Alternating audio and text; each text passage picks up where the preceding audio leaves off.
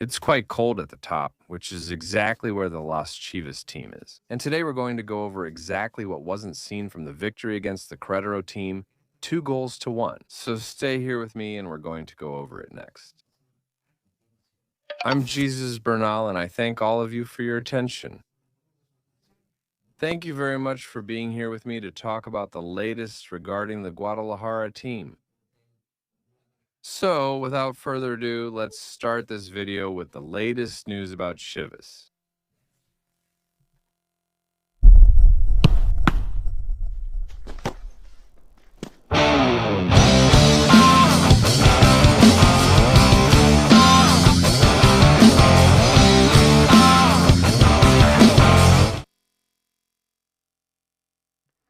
And well, before we go to the footage, I want to share with you that I have a website where you can find all the original Chivas products at the best price.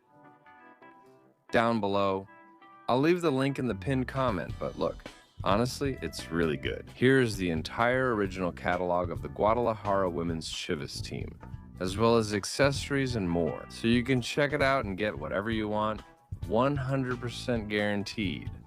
I'll leave the link there in the pinned comment.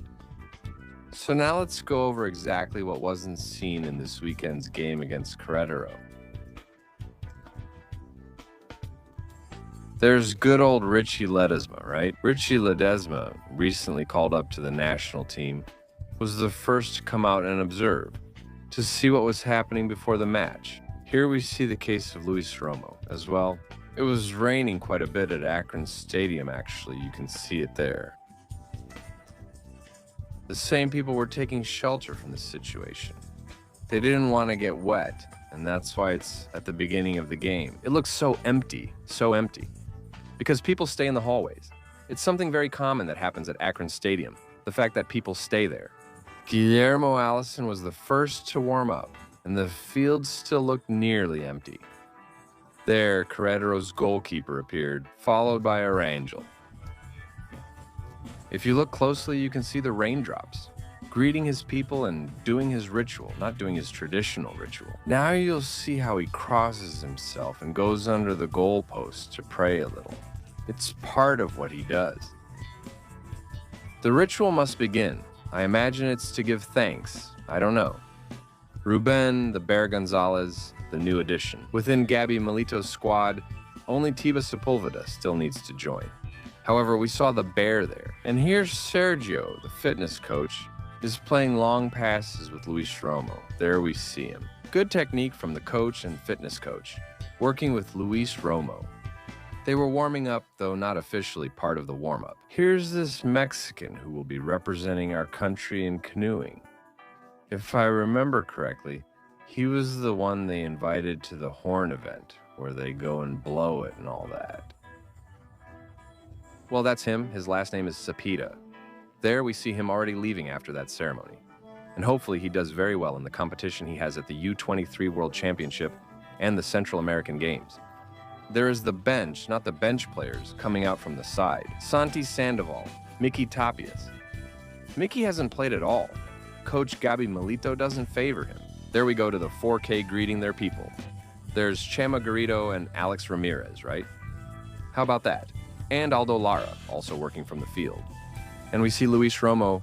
I don't know if that was Luis Romo's son or if it is Luis Romo's son, because look, there's some eye contact, and Luis Romo says, "Relax." It's like someone read the message, kissed him, and ruffled his hair. You can see there's a lot of trust. I don't think it's a kid he didn't at least know, right? I don't know if it was actually his son, but it has to be someone he knows. Luis Romo, who greeted him like that. And well, so this kid was there in the initial protocol. Earlier, energetic and playful. As always, there with the team staff getting ready for the match, and the game was about to start. Milito immediately gives instructions. He was very impatient at first. While the goal wasn't coming, we could see it. This one, no. He just couldn't sit still. We saw him constantly giving instructions to Guadalajara's coach, as if he couldn't quite get things under control. Here he is. This is practically a carbon copy of the goal, huh? In that run by Danny Aguirre, which we'll see later on. How important has this player turned out to be for Chivas? After the changes, he played as a right wing back yesterday, which shows us that under what Gabby asks for, Milito also has the ability to perform those roles, right? Here we can already see some actions from the game, from what happened during the match. There, Luis Romo. This is something I've really liked about him, right? How he takes on that captain's role and starts giving orders, giving instructions to his teammates. In the end, he's the leader and the one with the most experience. There we see Milito with his assistant, continuing the conversation, discussing what they could do to solve the match. Here, Allison's deflection changes the ball's trajectory for Hormiga, and he couldn't push the ball in anymore. The Chivas attacker couldn't push the ball in, but it was close, right? We saw him there. You can see him from behind. That's former Atlas goalkeeper Miguel Pinto, now Querétaro's assistant coach under Esteban Gonzalez. This was going to be a great play by Hormiga. He was about to make a brilliant move after getting past several players. In the end, it wasn't meant to be for Armando Gonzalez, who was there with Diego Reyes, and this yellow card is for Lee Avila. A tackle on Jose Castillo. He really left his leg in there and deserved it. I'm telling you, there was, I wouldn't say concern, but uneasiness from Gabi Milito and his coaching staff, because the goal just wouldn't come. The goal wouldn't come. And that's it. I mean, Chivas was on top. They were pressing. They were winning the ball back very easily. The ball, they were creating chances without much clarity. But there they were, hovering around the box, getting closer, and the goal just wouldn't come. It wouldn't come. And that kept the coaching staff of Guadalajara uneasy. And here, look, on this mistake, they almost punished Guadalajara after that. The slide tackle by Jose Castillo was phenomenal. He ended up winning the ball back to stop the counterattack. This one was really close. Hormiga. In the same way there was an offside. Do you see the complaints from the Querétaro people towards the assistant? But we have to remember that's how it is now. You have to let the play continue and then call the offside afterward. In this play, Tala comes out, punches the ball away, and then, on the rebound, the shot goes wide of his goal. Diego Reyes lost a shin guard. Look, right there, he lost it in a slide tackle he made right near his coach, Gabi Milito. You can see his uneasiness. His assistants were still talking to the referees. There were some decisions they didn't like about what had happened. And that was the first goal, the pass from Piojo to Danny Aguirre, the little ant who gets free perfectly, and the sweet pass the center back gives to the striker to score the goal. But the best part of this wasn't the goal. I love the celebration that Armando the Ant Gonzalez did. We're going to see it now. He hugged Danny Aguirre, obviously giving credit to the bench during the celebration. Everyone was also happy with the goal. Oscar Wallace lifting Mickey Tapias. There goes Armando asking for a ball and enjoying himself. Kame.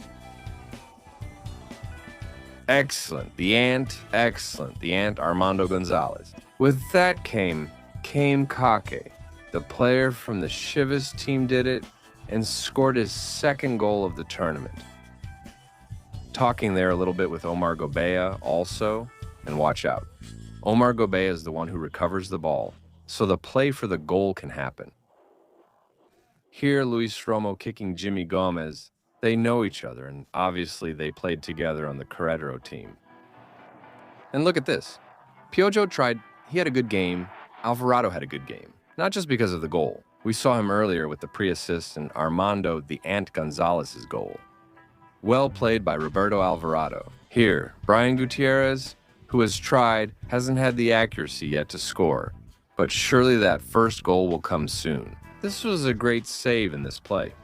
To the shot, Raul Rangel reacted very well and ended up making a great save that prevented the equalizer at that moment. In this way, Chivas went into halftime 1-0 with a match that had been calm up to that point. I mean, at least that's how I had perceived it. Before entering the second half, we went to the CEPU to play with the Chivas staff.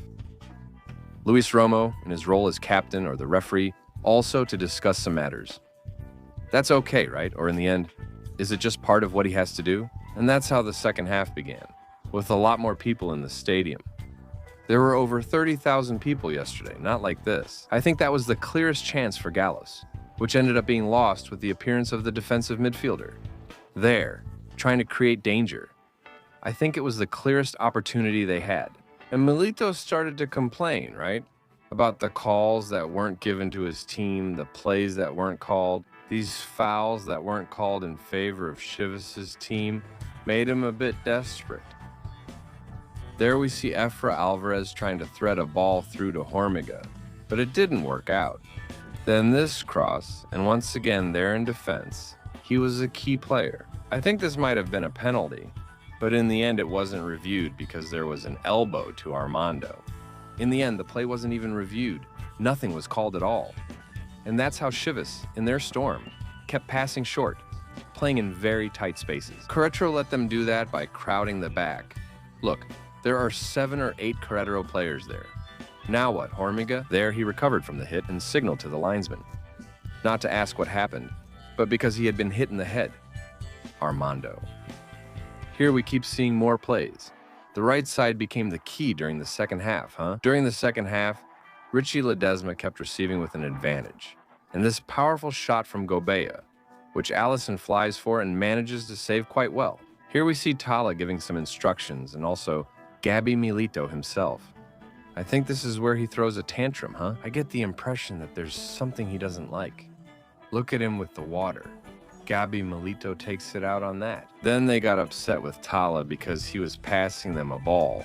But Querétaro already had the ball. This through pass is great, but Allison's exit is even better, stopping Hormiga from finishing. A strong pass from Efra Alvarez. Right away, Chivas attacked again. Allison once more got a hand on it to stop this. That's what I was saying. The right side was very open, a good opportunity for Chivas, and that's how the goal came. The assist from Richie Ledesma, the finish from Piojo, and it's in 2-0. Celebration from the bench and coaching staff. Danny Aguirre receiving instructions from Milito, while the bench celebrates with Roberto El Piojo Alvarado. Everyone was happy with the goal that practically sealed the match. Hormiga comes over to smack Oso on the head and keeps giving playful smacks. Armando Gonzalez likes to celebrate goals that way. A smack for Santi Sandoval happened against Juarez, if you remember. Well, once again, Armando Gonzalez went around smacking people after Chivas scored. And there are some instructions for the 2 defensive midfielders, for Gobea and for Brian Gutierrez. And here's the celebration from Piojo with Santi Sandoval.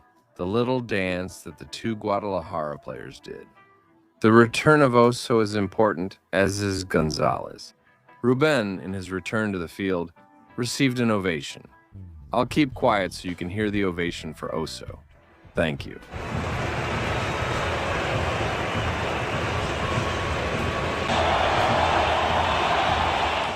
Padilla also came in, though he wasn't cheered as much as Ruben, Oso Gonzalez, but he also entered the field. There we see him in his first actions, Oso trying to hold his ground there in midfield, in a match that got a little complicated at the end because of the rebound left by Arangel, which ended up bringing Querétaro's team closer. But it's not like Chivas was besieged and overwhelmed after that goal either. Or are we just not seeing it? Richie Ledesma was fouled and he's asking for a card, something. The referee didn't give anything at all. The Chivas fullback returned to the field, only to be taken off again later. Listen to Hormiga as he exits.